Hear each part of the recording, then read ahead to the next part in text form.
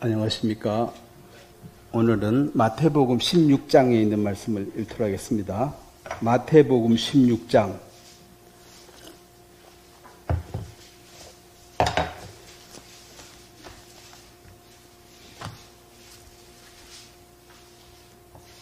마태복음 16장 15절 말씀부터 제가 읽도록 하겠습니다. 이르시되 너희는 나를 누구라 하느냐? 시몬 베드로가 대답하여 이르되 주는 그리스도시요 살아계신 하나님의 아들이시니이다. 예수께서 대답하여 이르시되 바요나 시몬아 너가 복이 있도다. 이를 네게 알게 한 이는 혈육이 아니요 하늘에 계신 내 아버지시니라. 또 내가 내게 이르노니 너는 베드로라. 내가 이 반석 위에 내 교회를 세우리니 음부의 권세가 이기지 못하리라. 내가 천국 열쇠를 네게 주리니 너가 땅에서 무엇이든지 매면 하늘에서도 매일 것이요 너가 땅에서도 무엇이든지 풀면 하늘에서도 풀리리라 하시고 이에 제자들에게 경고하사 자기가 그리스도인 것을 아무에게도 이르지 말라 하십니다. 한번 기도드리겠습니다. 살아계신 하나님 우리 아버지, 예수님께서 십자가의 죽으심과 부활을 통해서 교회를 주님이 만드시고 이제 몸된 교회를 통해서 새로 태어나는 영혼과 또 성장하는 영혼이 들어있어서 연약함이 있음에도 불구하고 주님께서 여러 가지로 도와주신 것을 감사합니다. 이 마지막 시대에 주의 다시 오심을 사모하는 자들이 많지 않습니다. 그 재림의 주를 사모하고 이 귀한 복음을 증거하며 주의 자녀로서 하루하루 살 수 있도록 오늘도 말씀을 통해서 힘을 주시고 또 에너지를 공급하심으로 넉넉히 이 믿음의 경주를 완주할 수 있도록 도와주시게 되기를 바랍니다. 시작합니다. 마칠 때까지 성령께서 역사하심으로 우리 모두에게 유익한 시간이 될 수 있도록 축복해 주시기를 바랍니다. 감사를 드리고 예수님의 이름으로 기도드렸습니다. 아멘. 오늘은 그 교회의 본질이라는 제목으로 말씀을 전하도록 하겠습니다. 사실 이 얘기가 처음 듣는 얘기는 아니지만 또 정확하게 교회가 무엇인지 말하기도 쉽지 않습니다. 대부분 사람들이 교회 가자, 교회 간다. 나는 교회를 오래 다녔다. 이제 교회를 그만둔다. 여러 가지 교회라는 말을 쓰는데, 여기서 이제 먼저 그 16장 16절을 보면, 예수님은 일반 사람들이 예수님을 누구라고 부르냐에 대해서는 큰 관심이 없습니다. 어차피 그들은 잘 모르니까 선지자 중에 하나다. 기적이 나타나고 있었기 때문에 그것이고 정말 궁금한 것은 제자들이었습니다. 그래서 너희는 나를 누구라 하느냐? 시몬 베드로가 대답하여 이르시되 주는 그리스도시요 살아계신 하나님의 아들이시니이다. 여기서 이제 이 시몬 베드로라는 이 말이 사실은 이 시몬이라는 말은 히브리어고 이 헬라어로 바꾸면 이게 베드로라는 말이 됩니다. 그리고 이 라는 이 말의 이것도 헬라어고 이 히브리어로 말하면 메시아입니다. 왜냐하면 유대인들은 메시아의 탄생을 계속 기다리고 있었습니다. 그래서 메시아가 드디어 왔다. 이제 이게 그리스도인데 물론 유대인들은 자기들만의 메시아라고 생각했고 예수님은 유대인에게만 그리스도가 아니고 세상의 구주로 오셨습니다. 이 부분에 유대인들이 항상 이제 지금 아직도 이해를 못하고 있습니다. 하나님은 유대인만 사랑하신다. 근데 예수 그리스도는 아니다. 세상 모든 사람을 나는 사랑한다. 그래서 유대인들은 자기는 선택을 받은 백성으로서 우리만 사랑하신다는 그 어떤 교만이죠. 자기를 특별히 여기는 것이 교만한 마음입니다. 근데 세상의 구주라는 이것이 사실은 못마땅하고 이제 바울이 전한 이 복음은 유대인의 구주가 아니고 세상의 구주이시다. 물론 유대인이 구주도 되죠. 그렇지만 세상의 구주라는 그 그 부분 앞에 이제 부딪히게 되는 것입니다. 그리고 하나님의 아들, 이제 예수님은 자신을 인자라 그랬습니다. 하나님의 아들, 이것은 메시아는 하나님의 아들인데 사실은 여자의 후손으로 태어나야 됩니다. 여자의 후손으로 태어나서 그 뱀의 머리를 상해야 할 것이다. 사탄의 권세를 깨트리는 것이 예수님께서 이 땅에 하신 업적이고 그 결과로 생겨난 것이 교회입니다. 그래서 교회는 사람들이 모이는 어떤 이 성경 가지고 모이는 단체를 교회라고 보통 생각하는데 사실은 예수님이 이 땅에 계시다가 떠나시고 난 다음에 확실하게 하나님의 자녀로 구분 짓는 것은 성령입니다. 성령이 너희에게도 있어야 되고 그 다음에 이 안에도 성령이 역사하셔야지만 이게 교회가 되는 것입니다. 교회는 분명하게 복음을 전해서 거듭나는 어머니의 역할, 즉 생명이 태어나는 역할, 주님의 몸이라 그랬습니다. 아담에게 하와를 줌으로써 이제 자식이 태어나는 것처럼 예수 그리스도가 신랑이고 교회가 신부인데 신랑 신부의 사이에 자식이 태어나는 것입니다. 그래서 새 생명이 태어나는 것이 교회고 또 교회를 주님의 몸이라 그랬는데 우리의 몸이 완전하지 않습니다. 아플 때도 있고 뭐 안 좋을 때도 있고 문제는 있지만은 몸의 하나의 특징은 계속해서 성장하고 있다. 물론 이제 30살이 넘어서면은 성장을 하는데 이게 이제 계속 가다 보니까 이제 늙어가고 있는 중이죠. 그래서 한 30살까지는 계속 자라고 사람이 머리 제일 좋을 때가 30대입니다. 33세부터는 이제 내리막인데 예수님은 인생의 피크. 그래서 30세 전후로 뭔가를 못하면은 큰 일을 하기는 어렵다. 왜냐하면 그때부터 머리가 안 좋아지고 있기 때문에. 그래서 하나님의 아들이라는 이것은 바로 기름 부은 자고 여자의 후손으로서 창세 전부터 계시던 그분께서 이 땅에 오셨다는 그 고백이기 때문에 그게 바로 그리스도입니다. 메시아, 구세주. 그래서 이 말은 정말 정확한 말이고 이건 100점짜리 말이에요. 자, 그래서 예수님이 이제 좋으신 거죠. 왜냐하면 다른 사람들은 뭐 예레미야니 세례 요한이니 엘리야니 뭐 그 인간 중에 좀 뛰어나신 분이다 이렇게 생각을 하고 있는데 베드로는 그렇지 않다. 당신은 살아계신 하나님의 아들, 즉 메시아, 기름 부은 자, 여자의 후손이다. 이 베드로의 고백은 이것은 굉장한 것입니다. 우리가 그 시대에 태어나서 한 시대에 한 동네에 같이 살았더라면 우리도 예수님의 그 육신의 동생들처럼 예수 그리스도를 거부하게 될 것입니다. 하나님의 아들이라고 말했을 때 어떻게 아들로 받아들이죠? 같이 살았는데 사람이잖아 너는. 그래서 예수님이 죽으시고 부활한 다음에 예수님의 육신의 동생들이 변화를 받은 것이지 예수님 살아계실 동안에는 빈정됐습니다. 하나님의 아들이라면 왜 숨어있냐 한번 드러내서 일해봐라. 예수님 아직 내 때가 아니다. 예수님이 십자가에 죽어야 할 때가 정해져 있으니까 지금 나서가지고 죽는 게 아니니까 때를 기다렸는데 그것도 비웃었죠. 뭐 하나님의 아들이 숨어 사나? 뭐 이런 식으로 조롱했는데 17절에 예수께서 대답해 이르시되 바요나 시몬아 네가 복이 있도다. 이를 일게 한 이는 혈육이 아니요 하늘에 계신 네 아버지시니라. 자, 예수님께서 정확하게 하는 얘기가 있습니다.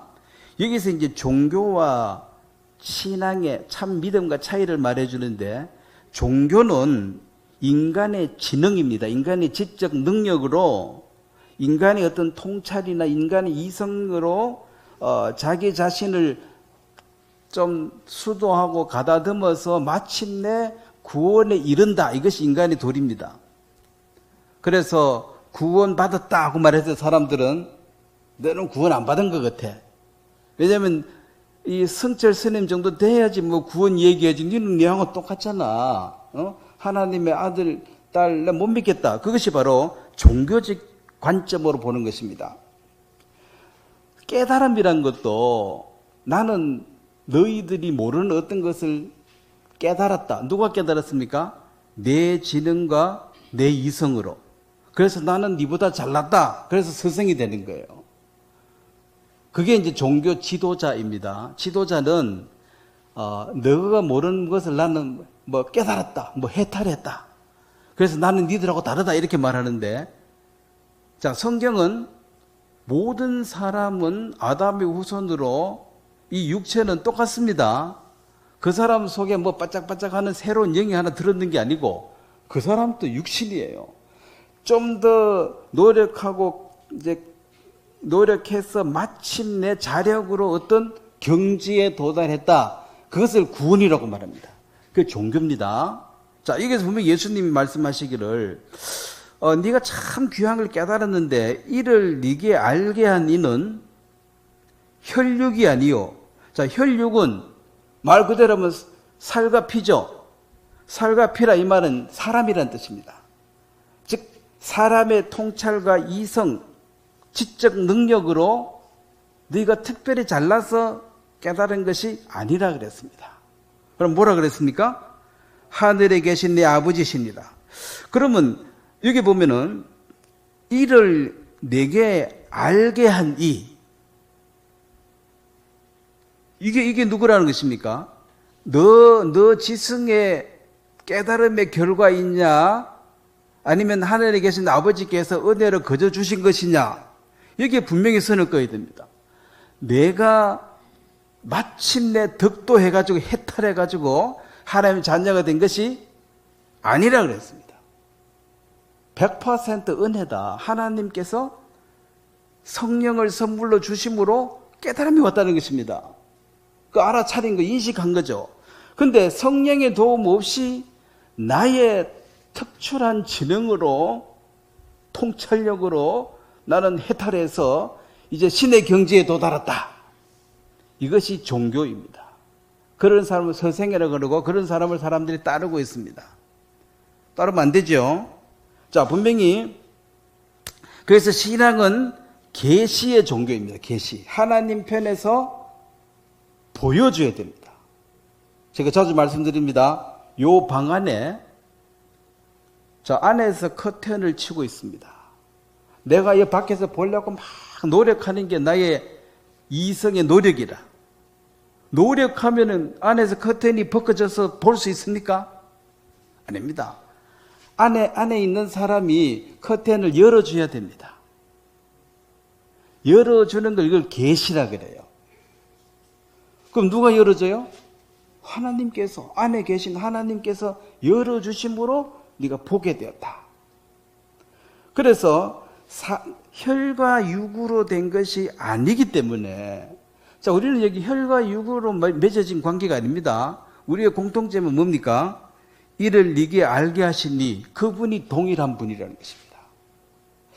사람의 어떤 지적 능력으로 도달할 수 없는 어떤 영역에 하나님께서 눈을 열어주셔서 그것을 보게 되었다. 영적으로 눈을 떴다.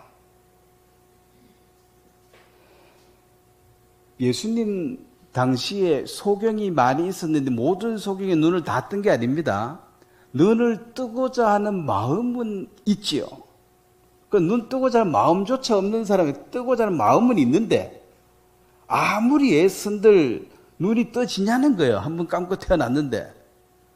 그러면은 이걸 눈을 다시 주실 수 있는 건 하나님밖에 없어요. 그래서 눈을 떴다. 왜? 열심히 노력해가지고. 설령 그가 노력했을지라도 노력 결과 눈뜸이 아닙니다. 노력은 그냥 내가 아무리 해도 안 되는구나 그 한계를 느끼게 하는 것입니다. 안에 보고 싶은데 아무리 노력해도 안에서 안 열어주면 못 보는 거예요, 평생. 그래서 이를 네게 알게 하신 그 하나님이 우리의 공통 분모가 되는 것입니다. 그래서 혈과 육은 인간이 많이 배웠거나 똑똑하거나 그건 상관이 없습니다. 사실은 구원받는데. 물론 이제 구원받고 쓰임받는 은사에 따라서는 다를 수가 있습니다만은 구원받는 데는 아무 상관이 없어요. 그리고 행복한 사람, 복 있는 사람이 누구냐? 자, 여기 답이 있죠. 하나님이 알려준 어떤 사실이 그에게 있는 자. 예? 하나님이 내게 뭔가를 알려준 그 사실이 있는 사람. 그래서 영적 눈을 뜬 사람, 이렇게 간단하게 표현할 수 있습니다. 영적 귀가 열린 사람, 하나님의 음성을 들을 수 있고 하나님 역사를 볼 수가 있고 하나님이 주신 은혜를 깨닫고 감사할 줄 아는, 자, 세상에 상종 못할 사람들 중에 대표적인 사람이 감사할 줄 모르는 사람, 고마워할 줄 모르는 사람. 그 사람은 계속 다고 아무리 줘도 감사는 안 합니다. 더 안 준 거 가지고 또 욕하지. 이미 받은 것에 감사하지 못하는 자는 그것은 양심이 죽어 있는 거예요. 사람이 양심이 있으면 받았으면 고맙다 해야 되지. 자, 세상에 공짜는 있어요, 없어요? 없습니다. 누군가의 피땀 흘린 결과로 얻게 된 거예요. 그럼 받았으면 고맙다 그래야지. 그럼 구원도 물론 나는 공짜지. 예수님이 피땀 흘리고 목숨 바쳐서 만드는 그 원인이고 그 결과를 나는 공짜로 받은 거예요. 자, 내가 점심 식사를 선생님과 같이 먹으러 갔어요.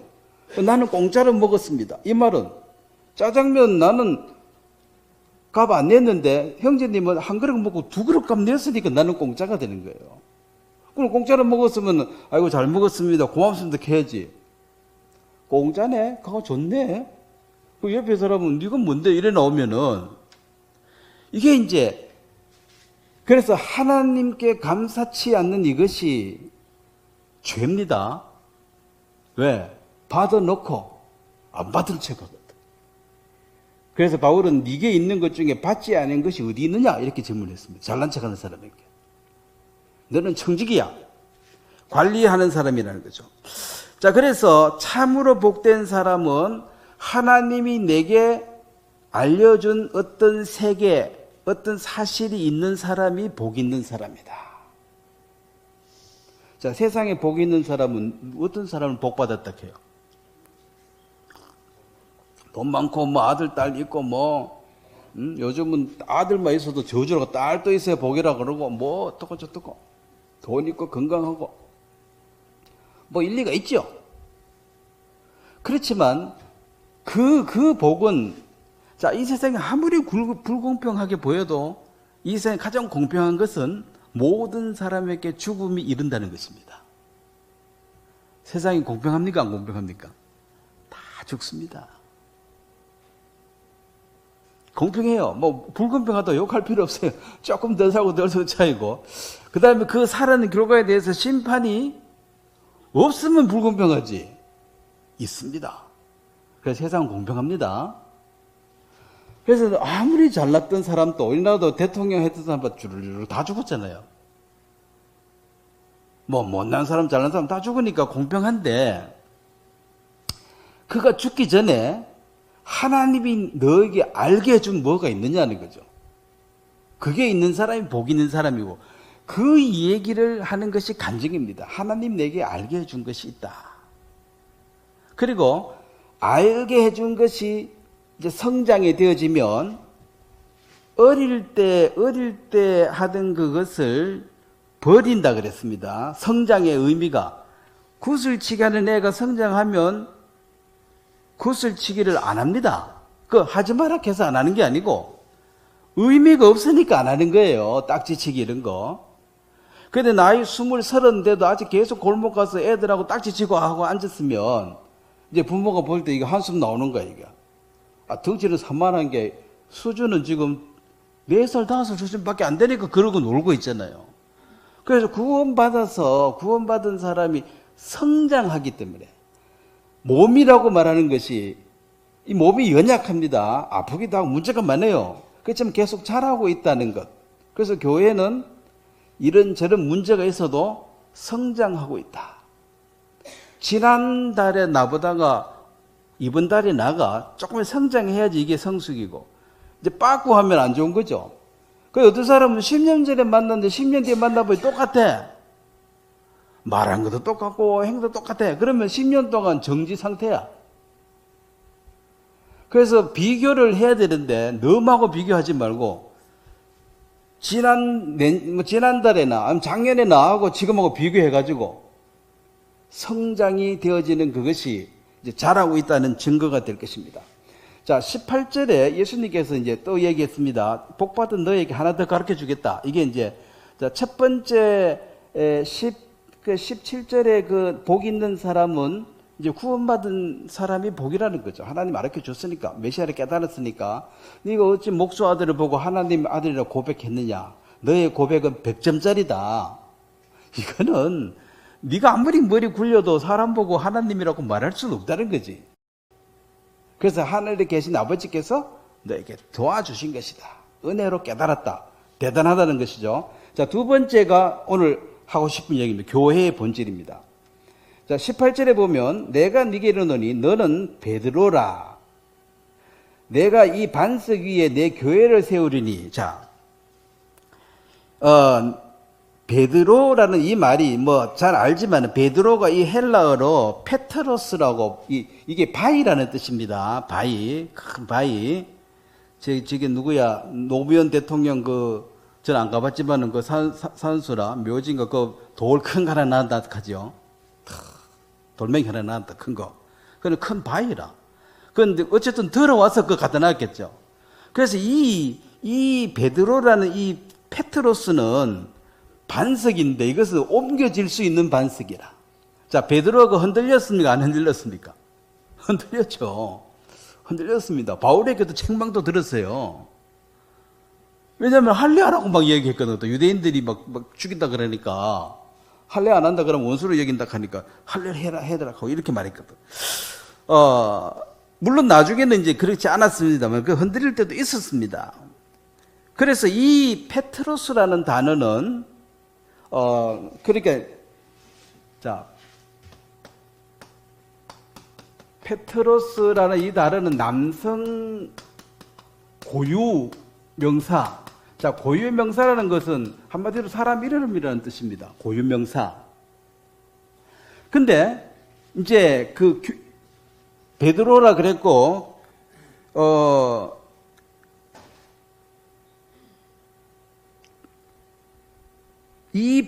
내가 이 반석 위에 내 교회를 세우리니.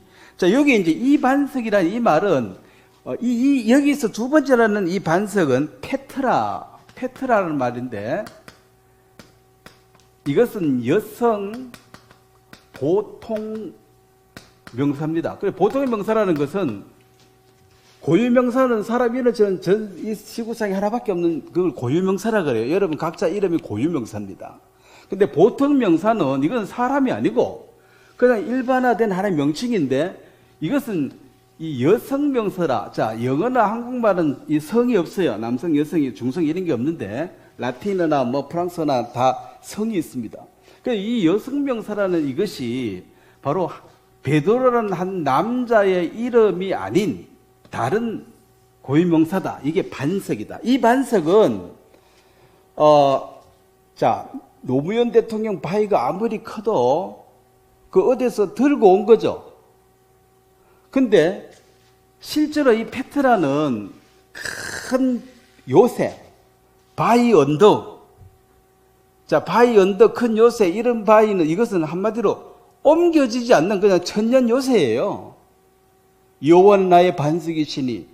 이 반석은 옮겨지는 게 아니라 거기 원래 있는 거예요. 항상 그 자리에 있어요.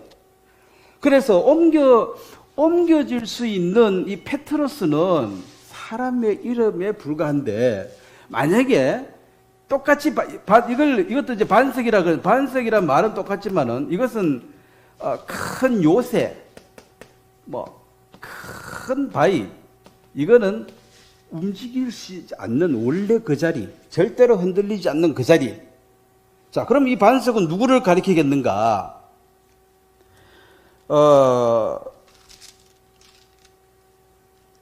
그 마태복음 7장을 한번 보겠습니다.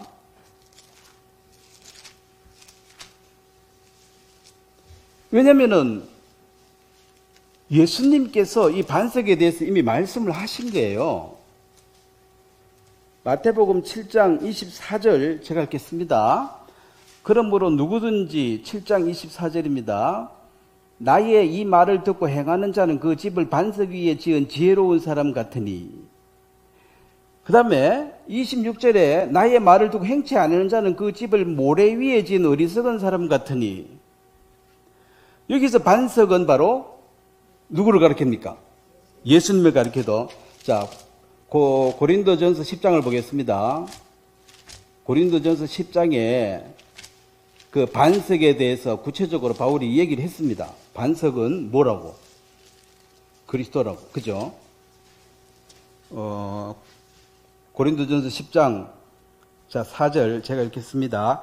다 같은 신령 음료를 마셨으니 이는 그들을 따르는 신령한 반석으로부터 마셨으며. 자, 그 뒤부터 같이 읽겠습니다. 그 반석은 곧 그리스도시라. 여기 이 반석은 자, 들어 옮겨지지 않는 큰 요새, 큰 바위, 언덕, 산 이렇게 봐야 되죠. 그래서 자, 기초 반석이 한 개인 베드로 위에 세워놓으면 베드로가 흔들거리면 교회가 흔들거리잖아요. 세상이 그러면 되겠어요, 안 되겠어요?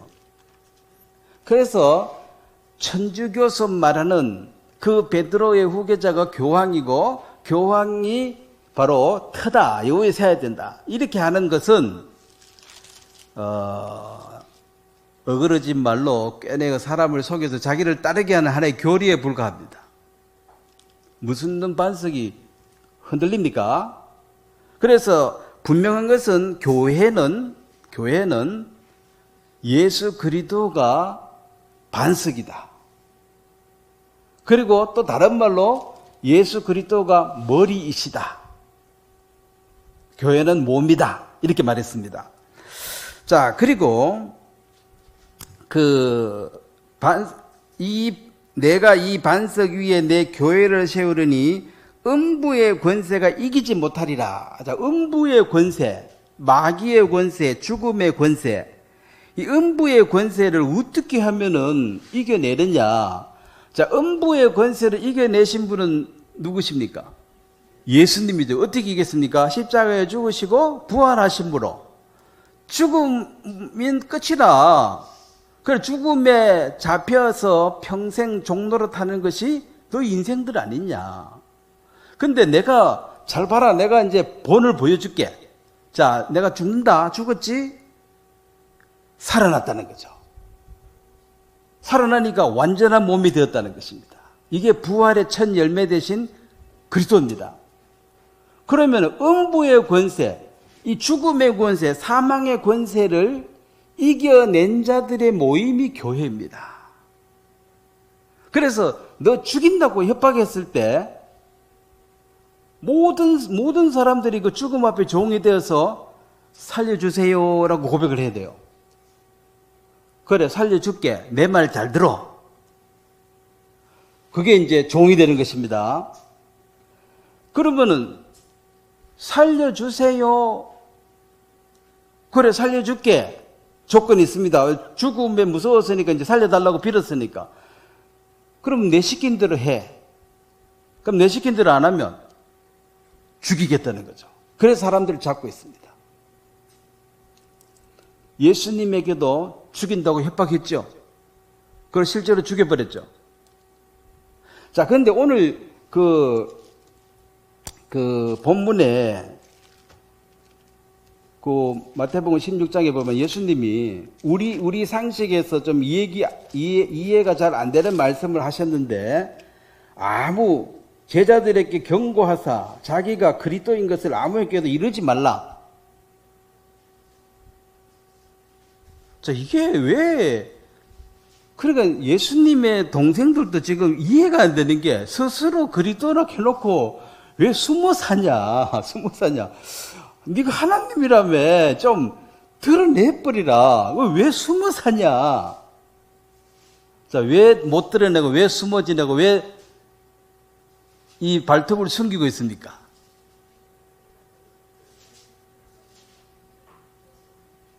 죽어야 되기 때문에 그렇습니다. 예수님이 죽기 전에 하나님의 아들인 것이 확 드러나 버리면 어이구 예수님이 죽을 수 있는 방법이 없습니다. 옛날에 암행의사한 그런 텔레비전 있었는데, 암행의사가 이제 왕이 직접 보내죠. 지방의 이 관리들이 전부 다 타락해가지고 조사하러 갔습니다. 그럼 조사하러 마을에 들어갈 때 암행의사 딱 그 마패를 이마에 붙이고 이렇게 들어가면 조사가 되겠어요? 그냥 거지처럼 가는 거야. 거지처럼 막대하고 감옥에 쳐넣고, 그래 죽기 직전에 이제 암행의사 출동해서 이제 탄광을 확 잡아내잖아요. 왜냐하면 암행의사가 간다는데 그거 대놓고 도둑질할 탄관오리는 없다는 거지. 숨겨야 됩니다. 그래야지 자기가 그게 파견된 목적, 사명을 완수할 수 있는 것입니다. 예수님이 이 땅에 왜 오셨습니까? 아주 쉬운 말로 하면 죽으러 오신 분이에요. 하나님 이 땅에 육체를 가지고 왜 오셨습니까? 굳이 육체를 가지고 오신 이유가? 죽어서 우리에게 본을 보여줘야 돼요. 죽음이 다가 아니고 내가 이걸 정복할 테니까, 내가 부활할 테니까 너희들은 죽음에 매여서 종로로 타지 말라. 내 자취를 따라오게 하랍니다. 베드로 전서에 있는 얘기죠. 내 자취를 따라오게 하랍니다. 그래서 결국은 너 죽인다 그러면 전부 꼼짝을 못 했는데, 죽인다 그랬을 때 죽여주세요, 상관없어요, 마음대로 하세요, 이것이 이제 초대교회의 핍박을 받은 이라는 현상들이었습니다. 사실은 그 이스라엘 땅 조만한데 그 한 시골에 태어난 한 청년, 목수하는 한 청년이 전 세계의 구주로 알려지기는 지금처럼 인터넷이 있는 것도 아니고 아무것도 없는데 사람 입으로 다 전해가 한국까지 온 거잖아요. 요즘은 인터넷으로 바로 퍼지면 그때는 없으니까. 그럼 어떻게 그 목수하는 한 청년의 죽음이 전 세계를 지배할 수 있었는가? 바로 죽음을 두려워하지 않는, 죽음을 정복한 자들이 이 세상에 실질적으로 왕노릇하는 것입니다. 왕 반대는 종이 되는 거예요. 여러분, 모르드게라는 사람 얘기 들어봤습니까? 모르드게하고 맞서는 사람 이름이 뭡니까? 하만입니다. 하만이 모르드게 보고 화나는 이유가 뭐예요? 모르드게가 특별히 잘못한 게 있어요? 무릎 꿇고 절 안 하는 것밖에 없어요. 모든 사람이 하만 오면 다 무릎 꿇고 절하는데, 모르드게는 지나가니까 나는 하나님 말고는 절 안 한다 그러니까. 그래 기분 좋게 오다가도 모르드게 딱 보는 순간 기분이 싹 상하는 거야. 얼마나 화가 났겠어요.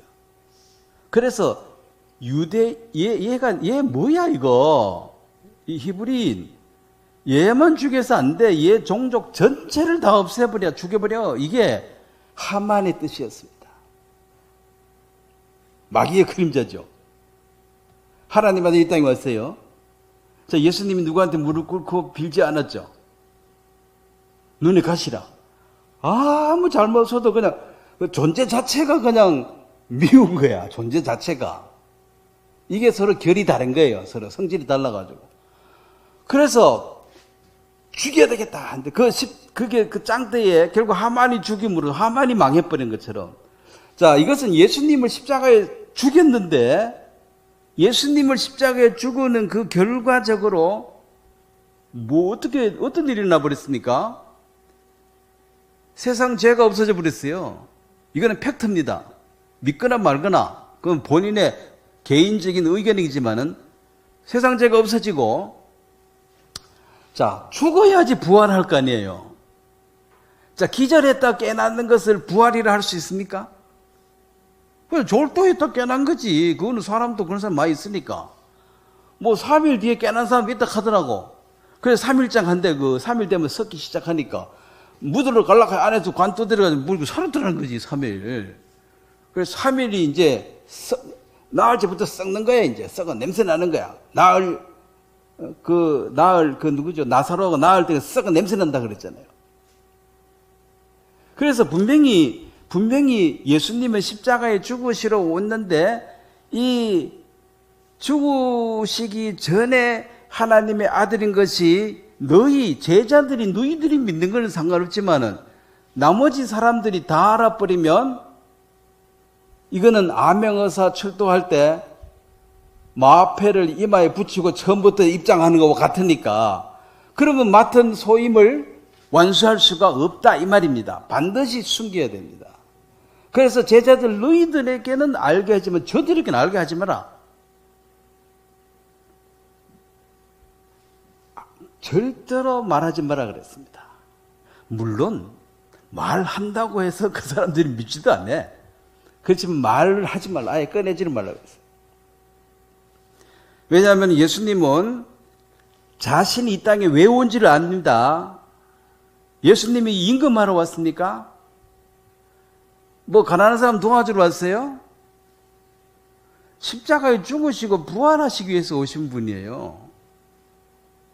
그래서 오늘날 교회의 목적이 이 죽으시고 부활한 이 참 복음을 전하는 것이 교회의 가장 기초고, 그 다음에 이제 교회라면 최소한 그 성찬식과 침례식은 행해야 된다. 자, 성경 가르치는 아카데미, 학원도 많이 있습니다. 그것도 교회입니까? 성경 열심히 배우는 학교, 신학교? 그걸 그냥 아카데미 학교라 그런 거예요. 그 사람끼리 모여가지고 밥도 같이 먹고 잘 노는데 이 모임도 많습니다. 동창회도 많고 뭐도 많고 잘 놀아요. 교회보다 훨씬 더 끈끈한 유대 관계를 가지고 으쌰으쌰하면 잘 놀아. 그렇다고 우리가 모임이 참 좋다. 그 사람들 많고 친절하고 그게 교회 조건이 아닙니다. 물론 왜냐하면 팩트가 그거고 본질에서 벗어나서 물론 예수님이 가난한 자를 줬기도 하고 그런 것 하기도 했지만 원래 목적은 그게 아니라는 거죠.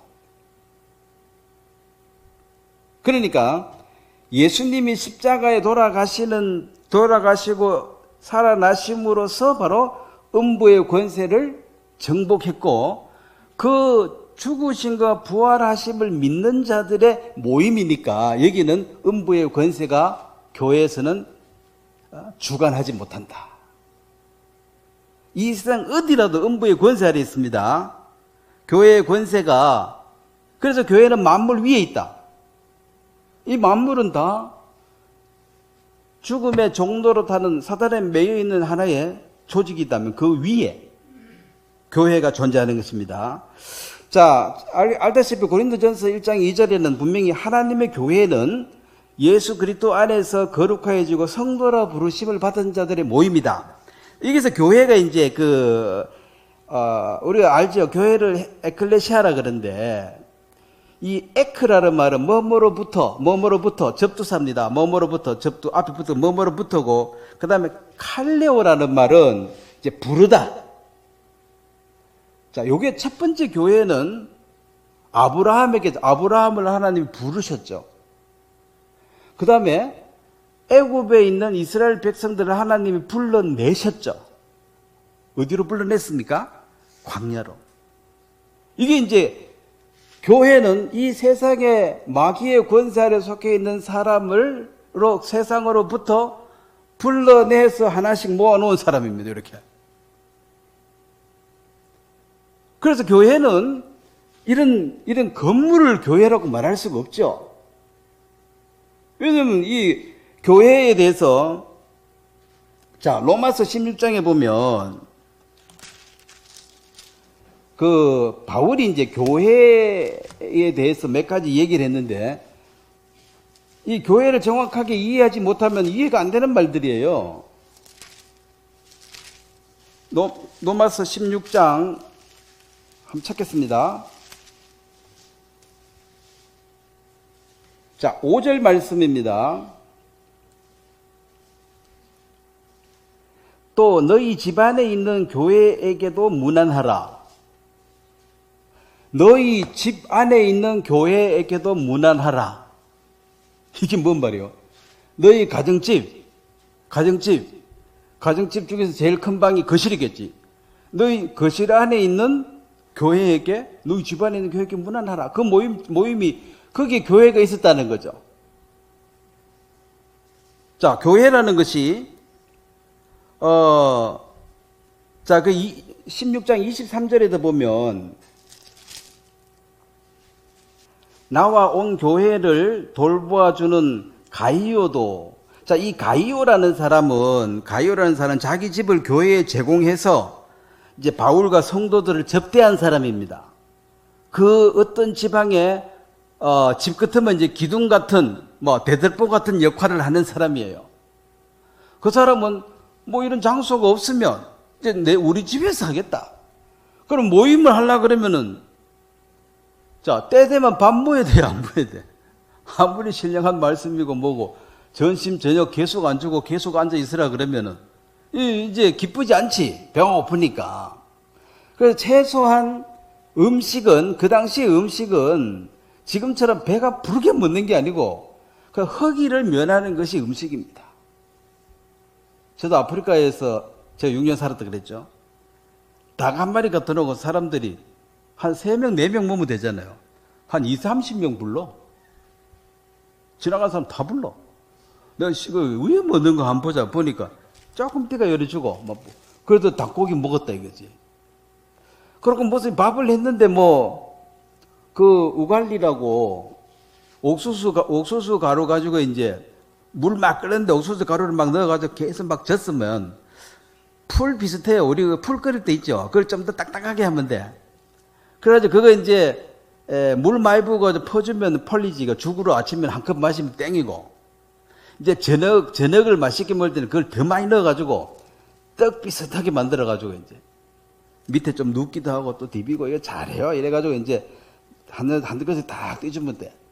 그걸 배가 부르도록 먹는 게 아니고 그냥 이제 한 덩어리씩 먹으면은 딱 여기만 면하는 거야. 탐심 중에서 식욕도 탐심입니다. 배가 부르도록, 배가 아프도록, 가스명수 먹도록 그래 먹는 사람은 탐심이라. 그냥 배 안 고프면 이제 음식을 먹은 거예요. 그래서 이게 성찬식도 이스라엘 사람들의 주식이 빵입니다.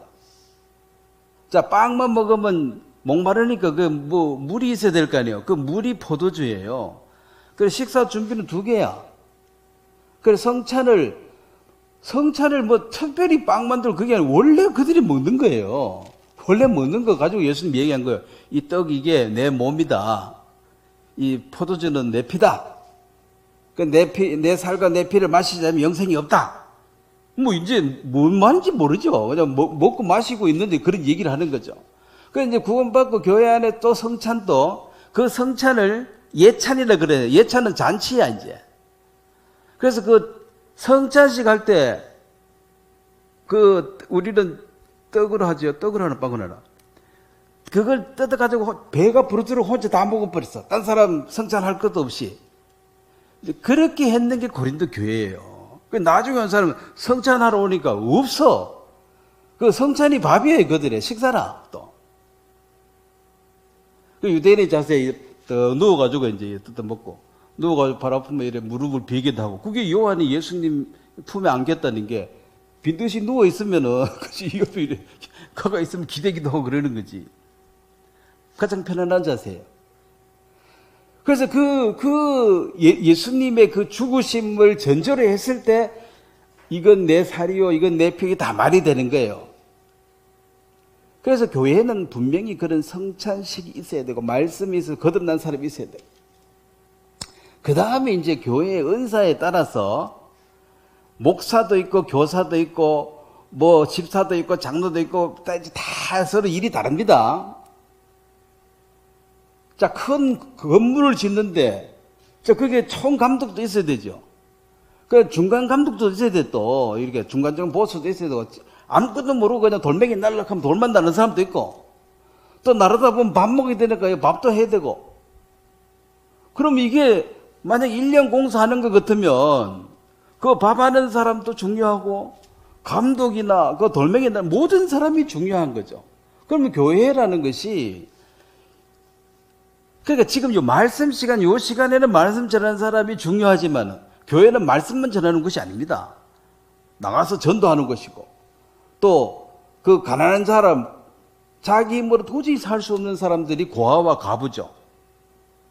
지금은 뭐라도 어떻게 할 수 있지만 옛날에는 고아와 과부는 그 땅이 없어야 해. 자기 돌아오는 게 아무것도 없어서 살 수가 없어요. 그래서 이제 교회에서 그들을 돌봐주라. 이제 그런 것도 해야 되고. 그래서 교회가 이제 그게 본질인데 지금은 교회라는 본질, 즉, 자, 고린도전서,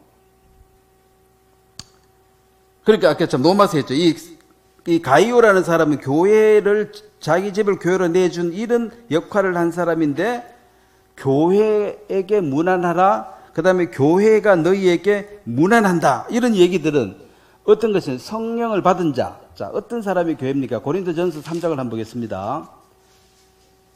자, 바울이 아주 파격적인 얘기를 합니다. 자, 옛날에 성막에서 섬기다가 성전에서 섬겼는데 요한복음 2장에 예수님께서 이 성전을 헐어버리라. 내가 사흘 만에 짓겠다. 자, 그러면 이제 하나님을 섬기기 위해서 성전에 와야 될 필요가 있다, 없다? 없으니까 헐어버린 거죠. 자, 성전을 헐어버리라. 그럼 유대인들이 봤을 때 이게 말도 안 되는 소리야. 그럼 성전이 뭐냐? 자, 3장 16절 보겠습니다. 자, 이 말씀을 한번 같이 읽도록 하겠습니다. 너희가 하나님의 전인 것과 하나님의 성령이 너희 안에 거하시는 것을 알지 못하느냐. 너희가 하나님의 성전인 것. 자, 너희가 하나님의 성전이다. 하나님의 성전, 옛날에는 성막 성전인데 너희가 성전이다. 이 뭔 말이냐는 거죠. 자, 하나님의 임재를 나타나기 위해서 불과 구름으로, 불과 구름은 여기에 하나님이 임재하고 있다는 것을 시각적으로 보여주는 것입니다. 불과 구름이 하나님이 아닙니다. 불과 구름 가운데 계시는 분이 하나님이니까. 자, 성전에도 솔로몬의 성전을 완공했을 때 하나님이 불과 구름으로 임했습니다. 그런데 이제 이 성전을 헐어버리라. 더 이상 역할을 못하고 있다는 거죠. 헐어버리고 지금 새로운 성전이 지어졌다. 지금 바울이 얘기하는 것입니다. 너희가 하나님의 성전이다. 여기 너희가, 자, 한국말과 영어는 단수 복수가 불분명해요. 여기에 너희는 복수입니다. 세상에서 하나하나 불러내어 나온 사람들, 요게 너희들, 요 가운데 성령이 함께 계신다. 물론 각 개인이 성령을 가진 것도 맞습니다. 그 말도 했지요. 너희가 이런 성전이니까 하나님의 성전이 너희 안에. 그래서 요 하나님의 성령이 지금은 성령 시대니까 성령이 계시고 있는 요 모임 단체가 바로 교회다. 자, 하나님이 임재해야지 성전이죠. 예수님 시대는 예수님이 함께 해야지 주님과 동행하는 제자들이죠. 그래서 바울은 예수님과 동행한 적이 없기 때문에 너는 사도가 아니라고 계속 비난받았습니다. 네가 뭔 사도냐? 함께 한 적이 없는데. 그런데 지금은 성부, 성자, 성령이 계시는 그곳이 이제 성전이다. 그렇다면은 광야에 모이든 가이오의 집 거실에서 모이든 여기 구원받은 사람들이 모여서 두세 사람이 내일 모인 것에 나도 너희와 함께 하리라. 그럼 성령이 거기 계시면 여러분 두 사람이 모이는데 성령이 함께 있으면 세 명이 되는 거예요. 성령도 인격체입니다. 그럼 세 사람이 모이는데 성령이 함께 오면은 네 사람이 되는 거지. 자, 다니엘서에 그거 나오죠. 세 명이 불구덩이에 들어갔는데 네 명이 아니더냐 그랬죠. 그 한 사람은 예수님이 거기서 불 가운데서 지켜주었다는 것입니다. 그래서 불탄 냄새도 없더라. 불탔는데 옆에 가면 안 타도 냄새는 배이잖아요. 완전히 사버렸기 때문에 냄새도 안 나더라. 안 탔다는 소리지. 그래서 여기에 만약에 하나님의 성령이 없다면은 그냥 하나의 침묵 단체입니다. 뭐 사공가 문중, 김씨 문중, 설씨 문중, 문중 모임에도 먹고 마시고 잘 지내잖아요. 요즘은 그것도 다 깨졌더라면 다 싸워가지고.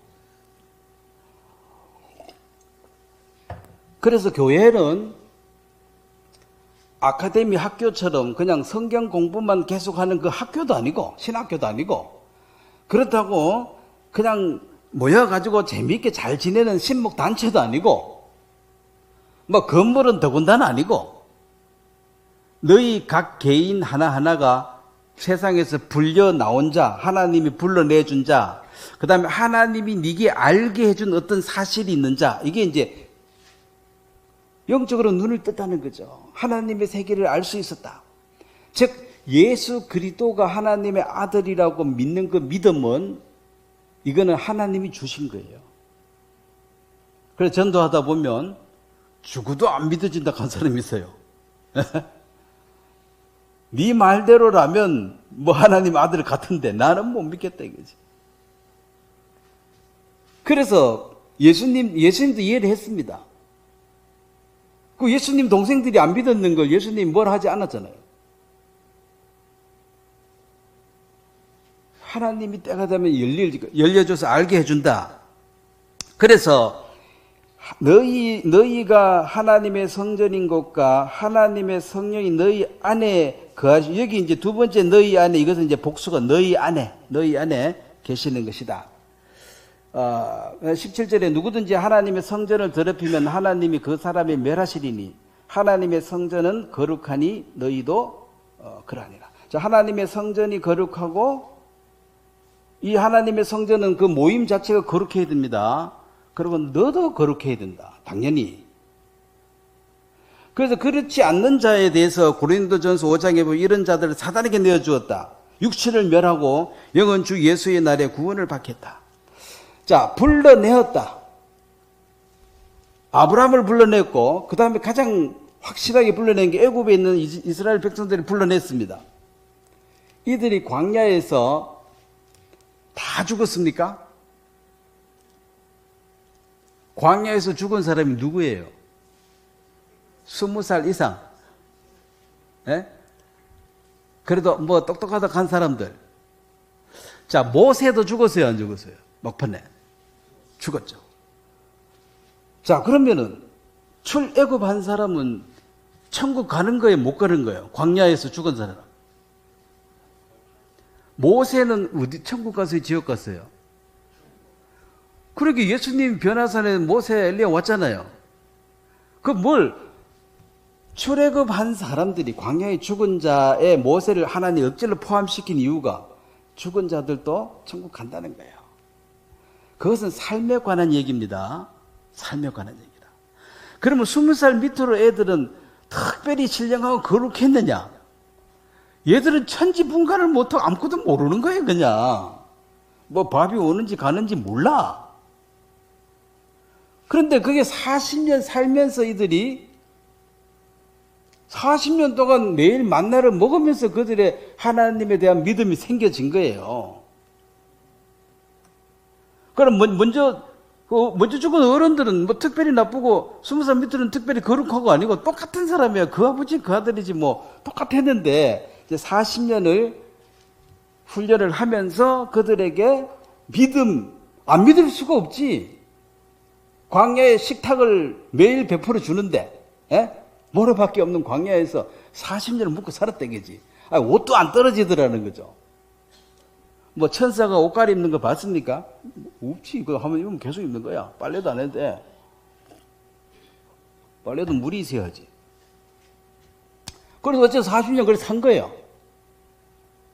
자, 분명한 것은 그들은 가나안에 들어갈 때는 하나님을 의지해서 들어가서 멸했습니다. 물론 멸하지 못한 족속도 있었지만 그 싸움 상대는 안 됩니다. 얘는 무기도 없고 얘는 정식 군인인데 싸우면 뭐 당연히 안 되지요. 자, 그런데 실질적으로 교회에 바울이 다시 한번 얘기해요. 고린도전서 10장에 한번 보겠습니다. 여기 또 다른 아주 특별한 얘기를 합니다. 자, 이제 성전에 갈 필요가 없고 부르심을 받은 자들의 모임, 그가 가정에서 모이든 광야에서 모이든 뭐 큰 빌딩 좋은 데서 모이든 이 건물은 상관없고 그 안에 거룩한 자들이 있다면 그게 성령이 함께 함으로 그게 교회다. 성전이다. 자, 거기 10장 32절 보겠습니다. 유대인에게나 헬라인에게나 하나님의 교회에나 거치는 자가 되지 말고 나와 같이 모든 일에 모든 사람을 기쁘게 하여 자신의 유익을 구하지 아니하고 많은 사람의 유익을 구하여 그들로 구원받게 하라. 자, 그들로 구원받게 하라 이 말은 모든 사람을 대할 때 그 사람을 기분 나쁘게 대하지 말고 친절하게 대하라는 것입니다. 이걸 어려운 말로 사랑으로 대하라 말이에요. 사랑으로. 사랑이란 말은 추상적이에요. 사랑으로 대하는데 가장 밑에 단계가 예의를 갖추라. 어떤 사람을 대하든지. 그 다음에 예의, 그 다음에 안 보이는 것은 친절. 그냥 로봇처럼 예의만 갖추는 게 아니라 친절하게 해라. 그 넘어 이제 사랑입니다. 헌신까지 들어가니까. 그래서 예의 없다 이 말은 사랑하고는 담쌌다 이 말입니다. 깡패죠. 예의 없는 사람 대명사 깡패 아닙니까? 그래도 사랑하고 거리가 먼 거죠. 왜 그렇게 해야 되느냐? 모든 사람이 구원받도록 애쓰라는 것입니다. 그래서 우리 주위의 모든 사람들은 구원받은 형제 아니면 앞으로 구원받을 사람입니다. 그래서 예의를 갖추게 대하고 뭘 상식하게 함부로 막 다시 안 볼 것처럼 대하지 말고 사랑이 안 가면 그냥 예의만 갖추세요. 그러면 욕은 안 먹고 살지. 그래 막 함부로 깡패처럼 그래 막 살아놓고 뭐 왜 나 욕하냐? 그럼 욕먹을 짓을 해서 욕먹이 당연하죠. 자, 여기서 이제 32절에 보면 유대인이나 헬라인이나 자, 이 교회가 하나님의 교회를 이 반석 예수님인데 여기 이제 제일 문제가 유대인은 하나님이 택했다. 우리에게 율법을 주었다. 자, 유대인 반대말은 이방인입니다. 자, 우리는 이방인이에요. 하나님도 없고 율법도 없고 없어. 근데 유대인에게는 율법을 주셨고 이방인에게는 뭘 줬습니까? 양심을 주었습니다. 그 양심대로 살면은 율법보다 더 세밀해요, 사실은. 근데 요즘 사람들 양심이 죽어버렸어. 양심이 작동을 안 해요. 죽은 양심을 살려야지만이 아이고 고맙습니다, 감사 이 소리 나오는데 지금까지 죽어 있는 양심을 내가 뭔 수로 살려내 그 사람? 그 사람은 죽을 때까지 그렇게 사는 거예요. 그래 사람 바꾸어서 못 쓴다 그런 말 하죠. 세상 말이지만은 양심이 죽어버렸는데 양심이 살아나야지만이 뭐 감사하다 고맙습니다 이런 말을 하는데 그 느낌이 없다는 거지. 근데 이제 요 유대인이나 이방인이나 이거 철두철미하게 원수라 서로 맨날 싸워. 자, 이게 대표적으로 만일 싸우는 대표적으로 지금도 유대인 이스라엘과 팔레스타인 이스라엘랑이 싸워요 안 싸워요? 얘들 화해시킬 방법이 있어요? 없어. 왜냐면 팔레스타인은 자기들이 잘 살고 있었는데 이스라엘 사람들이 와가지고 이거 아브라함에게 하나님 주신 우리 땅에다 가면 너 나가라 하니까 그게 언제 얘기냐는 거지. 그러면 팔레스타인 보고 니들이 참으라. 참아지냐는 거예요. 이스라엘 보고 니들이 양보해라. 우리는 양보 못해. 하나님이 우리한테 줬어. 누구는 뭐냐? 우리는 택함받은 사람이야. 자, 이스라엘은 특별한 나라입니다. 이스라엘이 망하고 교회가 대체하는 게 아닙니다. 이스라엘은 여전히 하나님, 왜냐하면 이스라엘과 하나님은 뭘 맺었습니까? 언약, 계약을 맺었습니다. 아브라함이 그랬죠. 짐승을 둘로 짜게 가지고 가운데로 지나가라. 응? 그게 그 당시 고대 중동 시대의 언약식이에요. 그래서 네가 약속을 어기면은 요 갈라진 짐승처럼 네가 이렇게 반 갈라져 너도 죽을 것이다. 그래서 피를 쫙 흘려놓고 가운데로 둘이 지나가는 손잡고 지나가는 이게 언약식이에요. 그러면 아브라함과 하나님이 언약을 맺은 백성이에요. 그래서 이스라엘 백성은 반드시 하나님은 지키고 보존합니다. 그리고 예수님은 그 이스라엘 백성들이 거하는 그 땅에 다시 오셔야 돼. 그래서 천년 동안 그들의 왕으로 실제로 군림하게 될 것입니다. 그래서 이 유대인하고 이방인하고는 개 취급했잖아요. 그래서 절대로 안 돼. 그래서 유대인 가운데 불려 나온 사람, 끄집어내서 일로 옮긴 사람, 유대인 가운데 구원받은 사람, 이방인 가운데서 구원받은 사람, 교회가 한서 이것이 이제 뭐 시간이 없어도 다음 시간에 해야 되겠습니다. 에베소 2장에 보면 둘로 하나로 만드사 원수된 것 즉 중간에 담을 자기 육체로 허하시고 폐하시고 그래 한 세 사람을 제가 화평케 했다. 이게 바로 교회입니다. 이 철천지 원수인데 예수 그리스도 육체로 죽으심으로 이 허물을 흘러서 니도 여기에 속하고 니도 여기에 속하면 여기는 화평할 것이다. 그럼 안 속하고 나오면은 이걸 계속 원수나 죽을 때까지. 그래서 이 세상에는 세 부류의 사람이 있습니다. 성령의 지배를 받는 성도, 교회 안에 성도. 그 다음에 율법 아래에 있는 유대인, 양심 아래에 있는 이방인. 이방인들은 양심이 기준입니다. 나 양심대로 살았다 이거요. 나 같은 사람이 천국 못 가면 누가 갔냐? 그 기준을 자기 양심에서 갖고 있어요. 뭐 양심이 죽은 사람도 있어가지고 지금 양심도 없는 사람도 많죠. 사람 막 죽여도 죄책감도 없고, 그 사람이 아니야 사실은 양심이 없으면.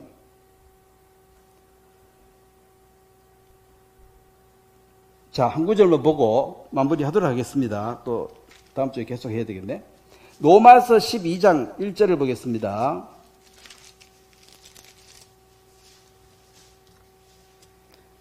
자, 교회의 본질은, 교회는 이렇게 세워진 것이 이게 본질입니다. 그래서 여기는 이방인, 유대인이 따로 존재할 수 없습니다. 그리고 교회에 속하지 않는데 둘이 화해할 방법도 없습니다. 그래서 세 부류 중에 하나의 모든 인간은 속해 있다는 것입니다. 율법과 양심과 성령의 법에. 성령 안에 들어온 사람이 교회다. 로마서 12장 1절 그러므로 형제들아 내가 하나님의 모든 자비하심으로 너희를 권하노니 너희 몸을 하나님이 기뻐하시는 거룩한 산 제물로 드리라. 이는 너희가 드릴 영적 예배니라. 자, 여기서 보면 너희의 몸을 하나님이 기뻐하는 산 제물로 드려라. 이게 뭔 말입니까? 번제드리가 죽어라 이 말이에요. 자, 이건 다음 시간에 하겠지만은 구원받은 사람들이 세 가지가 이루어져야지만이 거룩한 산 제사가 되는데 첫 번째는 내가 성령을 거듭나야 되고 첫 번째 교회 멤버가 될 거예요. 그럼 이 교회 안에서 지켜야 할 것이 첫 번째가 가정입니다. 그래서 여자들이 제일 싫어하는 말 있죠. 에베소 5장에 남편에게 복종하기를 죽게 하듯 하라. 이 얘기하면은 요즘 사람들은 아마 저도 이 말하면 오늘 점심 안 줄 것 같은데 그래서 성경을 읽었습니다. 죽게 하듯 하라. 그렇게 하면은 내가 너 책임지겠다는 거지. 힘들어요. 믿음으로 해야 되는 거 힘든다고. 그럼 남편은 주님께서 교회를 사랑한 것처럼 사랑해라. 목숨을 다 바쳐서 너희 아내를 위해서 살아라 이 말이라. 자, 하나님 분명히 얘기했습니다. 구원받은 형제님들, 남편들은 아내를 이 세상에서 제일 사랑해야 돼요. 예수님 빼놓고는. 그의 편에 서서 그를 위해서 해야 돼. 그게 이제 가정의 기초거든. 남편이 아내 내몰라라 해버리면 누가 돌봐줘요? 그럼 가정이 안 되는 거지. 자, 그래서 가정에서 잘해라. 이것이 이제 교회에 속한 사람 구체적으로 로마서 1장부터 11장까지는요. 이것은 하나님께서 우리를 위해서 해놓으신 일들을 쫙 설명한 거예요. 이걸 교리라 그래요. 하나님께서 우리를 위해서 해놓으신 일들. 이거 정확하게 알아야 됩니다. 죄가 뭔지 교회가 뭔지. 그리고 그러므로부터는 역전이야. 그러므로부터 뒤에는 뭐예요? 이제는, 우리가 하나님께 받은 사랑으로 해야 할, 이제 하나님이 주신 신선한 의무예요. 그래서 남편을 죽게 대하듯 하라, 이 말은 이것은 누구도 강요할 수 없지만 주님은 우리에게 그 명령을 주셨다는 거라. 아내를 너 목숨을 바쳐 사랑해라, 이것도 하나님이 우리에게 주신 명령이에요. 그래서 가정이 튼튼해지는 것이고, 그 다음에 직장 생활에서도 자, 예배를 드린다는 것이 그냥 새벽 기도하고 뭐 이렇게 교회당에 와서 이게 예배가 아니고 산 제사를 드려 너의 삶을 통해서 주님을 나타내라. 자, 우리의 삶은 반틈은 가정이고, 그렇죠. 집에 퇴근하면 가정이고, 집 나가면 직장이에요. 아니면 잠자는 시간을 빼고, 이건 어차피 자야 되니까. 그 다음에 이제 집에 와서 있는 생활을 가정생활이고, 그 다음에 집에서 나가면 직장생활이에요. 나머지는 잠자는 시간이고. 그럼 여기에서도 주님은 너 이렇게 해라, 구원받았으니까. 그 다음에 직장에 대해서도 너는 상전을 눈속임으로 그래 하지 말고 진심으로 해라. 안 알아주는데, 안 알아줘도 내가 알아줄 테니까, 심판은 내가 할 테니 그렇게 해라. 그래서 사실은 로마서 12장부터 16장까지 이 말을 하려고 1장부터 11장까지를 적어 놓은 거예요. 교리죠. 자, 사람들은 오늘 교회 다닌 사람을 비난하고 욕하는 이유가 있습니다. 그것은 내가 성경을 얼마나 아는 줄 알아?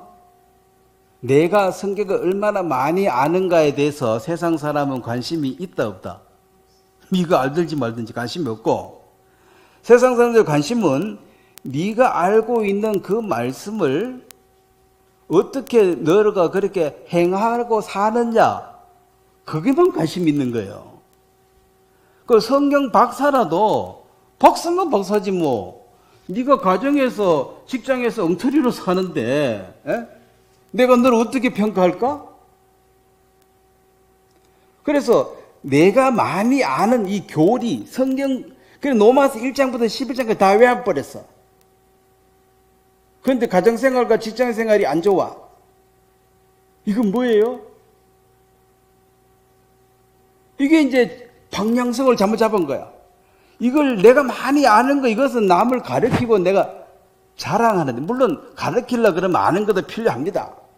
그렇지만 그건 신학교 가서 하고, 배우려고 앉아있는 신학생한테는 가르치는 게 중요하지만 세상 사람은 관심이 없어요. 네가 알고 있는 것을 어떻게 행하는가, 거기에 관심을 가지고 보거든. 그래서 아이고, 나는 그래도 구원받은 신랑 만나서 참 안 두드려 맞고 잘 산다, 다행이다. 구원받은 자매를 만나가지고 내가 참 복되게 잘 산다, 감사하다. 이게 가정에서 이루어진 거예요. 그 다음에 직장에 갔는데, 아이고, 우리 직장에 그 예수 믿는 사람 하나 들어왔는데 처음에는 별로인 줄 알았지만 그 사람 덕에 우리가 그래도 참 덕보는 게 많다. 뭐 얻어먹는 것도 있고 생기는 것도 있고 일도 좀 도와준다 그러고, 그래서 그 사람이 참 그래도 뭐 성경 얼마 아는가 모르는 걸 관심 없지만 그 사람 행동을 보니까 괜찮아. 그 사람 뭐 얘기하면 한번 들어볼 만하네. 이게 마음을 여는 거예요. 자, 마음을 열게 하기는 어렵습니다. 마음을 닫게 하기는 한마디만 하면 돼. 이 혀가 팍 찔러가서 사람을 죽이는 수가 있어요. 한마디로. 그러니까 제가 다이어트 얘기 자주 합니다. 다이어트는 체중을 줄이기 위해서, 건강을 위해서, 이게 이제 이유라. 건강과 체중을 위해서 이유인데, 제한된 식사를 한다. 식사 양을 줄인다, 이말 한마디로. 근데 욕심 중에 제일 큰 게 이게 식욕이죠. 식탐이죠. 보이니까. 특히 옛날에 못 먹었, 가난했던 사람들은 먹는 거 보면 더 눈이 커지겠지. 늘 많이 먹었던 사람하고 또 달라. 그럼 이거는 이제 다이어트 하는데 맛있는 음식, 조미료 쳐가지고 맛있다. 이런 뭐 맛집 이런 것은 적입니다. 적이라. 자, 외식하면은 날 과식해야 돼요. 예? 뷔페 가는 날 과식해야 돼. 그 외식이 꼬로 과식이야. 후회해. 그럼 집에서 그냥 흰죽, 맨죽 먹으면 좋아. 소금이 아무것도 없는 거 먹으면 딱 배고픔만 딱 면하면 더 이상 먹기 싫어. 그게 제일 맛없는 거 닭가슴살 이런 거 먹잖아. 그거 간 안 하고 그냥 배고픔만 몇 개 뜯어 먹고 그다음에 아유 그거 안 먹는 거지. 그리고 이게 맛집 이게 수두룩한데 제끼고 이거 닭가슴살 하나 먹고 이렇게 한 10년 살아봐라. 그러면 내가 다이어트에 대해서 공부를 하고 박사님이든 뭐든 말든 상관없고 너가 식사를 줄이고 현재 살고 있느냐 없느냐 그게 대한 것이 다이어트죠. 자, 그럼 다이어트가 쉬워요 어려워요? 어렵습니다. 오늘까지 잘했어. 그럼 내일부터 팍팍 먹어버리면 이거 또 깨지는 거라. 그럼 신앙생활도 오늘까지 잘했어. 내일부터 마음대로 살자. 마음대로 살면은 다이어트 포기한 거지. 그래서 이론을 하고 사람들이 다이어트 막 강의하면 그 사람 몸부터 먼저 보는 거야. 너는 잘하고 있나? 완전 돼지야. 그런데 막 엄청 잘 가르쳐. 그럼 니나 잘하세요. 그게 나오는 거죠. 네가 많이 알면 뭐하냐 이거지. 자, 내가 성경을 많이 알아. 난 구절도 잘 외워. 그래서 어쩌라고? 그건 네 시험 칠 때나 하지. 내하고 뭔 상관이 있냐는 거죠. 그래서 이 가정과 이 직장에서 똑바로 사는 것이 거룩한 산 제사다. 그래서 로마서 12장부터 이제 바울이 진짜 할 말을 하고 있는 거예요. 아니 무슨 예배라는 게 뭐 지금은 예배가 아니고 모임으로서 우리가 주님께서 내게 행하신 일을 나누는 것이고 말씀하는 주님을 배우는 것인데 너 삶 자체가 예배가 되어지는 것, 여는 와서 간증하는 것입니다. 그래서 주님은 교회를 근본적으로 바꿔버렸다. 성전을 헐어버리라. 그래서 진정한 교회를 찾아낸다는 것은 두 번째 복이다. 주는 그리스도 살아계신 하늘이다. 이걸 알게 한 것도 참 복이다 해놓고 바로 교회를 얘기했잖아요. 그래서 확실하게 구원받고 하나님의 교회를 만나면 복의 복을 받은 거고 구원받고 교회 이상한 거 만나가지고 고생 많이 했습니다. 이그러진 말로 자기를 따르게 하고 그래서 그의 발자취를 보라는 거죠. 어떻게 살아왔는지를 봐라. 어떻게 가르치는가를 보라가 아닙니다. 그래서 우리는 인터넷 강의 믿을 수 없어요. 그 사람의 말을 무슨 말을 못해. 어떻게 살았는지 그 사람 내가 알게 뭐야. 오늘 처음 봤는데. 그래서 어떻게 살아왔는지를 알지 못한다면 그 사람의 말은 많은 말은 울리는 깽가리예요. 그냥. 응? 성경 얘기하는데 안 듣고 싶은 얘기 계속하고 짜증나니까 제일 지루하고 힘들 때 설교 좀 그만해라. 응? 저도 그만하랍니다. 자, 교회의 본질에 다음 교회 사명 또 1시간 더 하도록 하겠습니다. 오늘 여기까지 하겠습니다. 자, 기도 한번 드리겠습니다.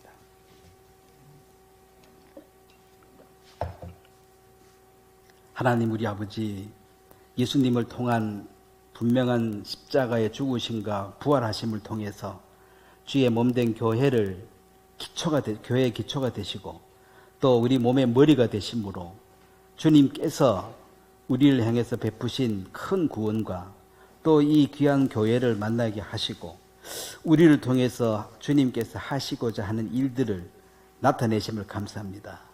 주님, 우리가 배우고 알고 있는 이 성경이 우리의 삶을 통해서 나타나는 그것이 바로 가정과 우리의 직장이 있습니다.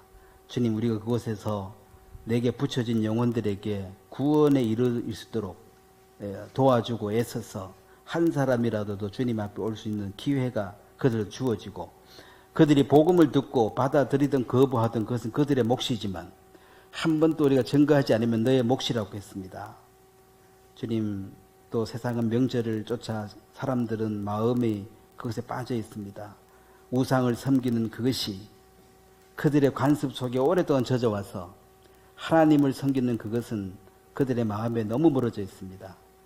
주님, 모르드게가 모든 사람과 달리 하만에게 무릎을 꿇지 않는 그것이 미움이 되듯이 우리가 이 세상에 우상 숭배를 하지 않는 이것도 세상 사람들 보기에는 눈의 가시처럼 미움을 받게 될 것입니다. 주님, 그 가운데서도 주의 뜻이 우리 교회를 통해서 또 한 개인을 통해서 이루어지기를 간절히 바랍니다. 예수님의 이름으로 기도드렸습니다. 아멘. 예, 수고하셨습니다. 마치도록 하겠습니다.